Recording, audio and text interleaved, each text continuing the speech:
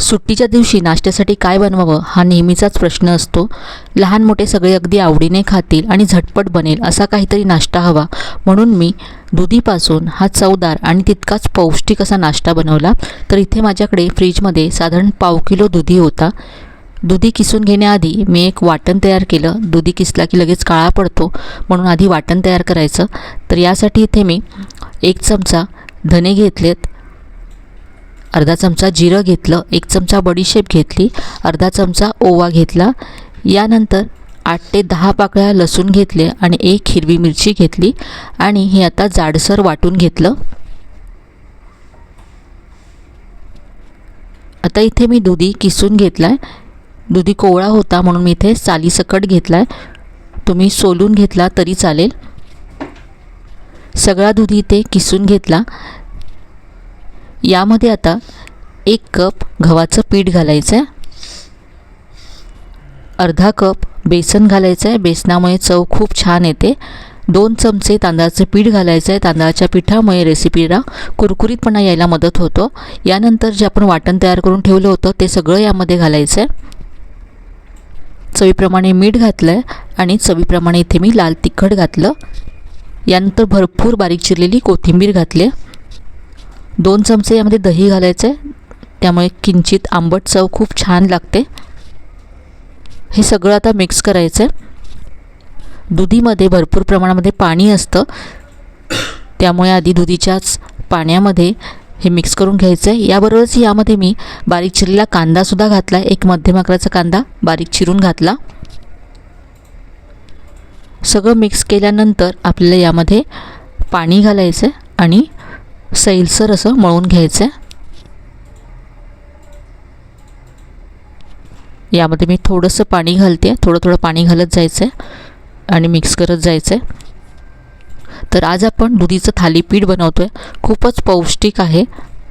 यामध्ये मी हळद घालायला विसरले होते, तर इथे मी पाव चमचा हळद घातली। हळद सगळ्या पिठामध्ये मिक्स करून घ्यायची आहे आणि हे सैलसर असं जसं थालीपीठाचं आपलं पीठ असतं त्याप्रमाणे मळून घ्यायचं आहे। खूप मस्त खमंग असं हे थालीपीठ तयार होतं। तर असं हे सैलसर पीठ मी मळून घेतलं आहे। आता आपण थालीपीठ तयार करूया। तर इथे मी एक कापड घेतलं आहे, ओलं करून घेतलं आहे। पिठाचा एक गोळा घ्यायचा आहे, हाताला सुद्धा पाणी लावून घ्यायचं आहे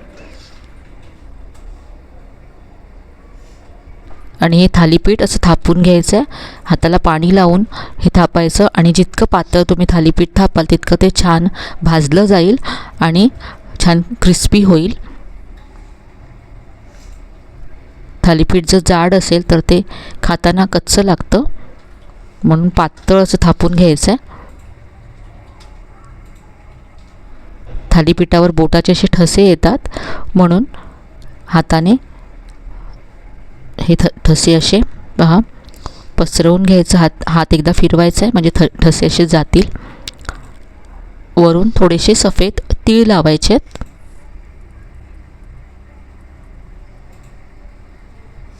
आणि तेल सोडण्यासाठी असे होल पाडून घेतलेत। आता हे थालीपीठ आपण भाजून घेऊया। तर इथे मी गॅसवरती तवा गरम करत ठेवला होता, यावरती 1 चमचा तेल घातलं आहे। तेल पसरवून घ्यायचं आहे आणि यावरती आता थालीपीठ घालायचं आहे। कापडासकट असं घातलं आणि अलगद हे कापड काढून घेतलं। जे आपण होल केलेत त्यामध्ये सुद्धा थोडंसं तेल सोडायचं आहे। एका बाजूने भाजल्यानंतर उलटून घ्यायचं आहे। दोन्ही बाजूनेही खरपूस असं हे थालीपीठ भाजून घेतलं आहे। पाहू शकता किती मस्त दिसतंय। काढून घेऊया आणि उरलेलं थालीपीठसुद्धा मी असेच तयार करून घेतलेत। इथे मी दह्यासोबत आणि टोमॅटो केचप बरोबर हे थालीपीठ सर्व केलं। खूपच मस्त आहे, नाश्त्याला किंवा मुलांच्या टिफिनसाठी तुम्ही बनवू शकता। पौष्टिक अशी रेसिपी आहे। दुधीची भाजी मुलं खात नाहीत, तुम्ही अशा पद्धतीने दुधीचं थालीपीठ बनवलं तर अगदी आवडीने खातील। नक्की बनवून पहा। रेसिपी आवडली असेल तर व्हिडिओला लाईक करा, शेअर करा। चॅनलला अजून सबस्क्राईब केलं नसेल तर नक्की सबस्क्राईब करा। धन्यवाद।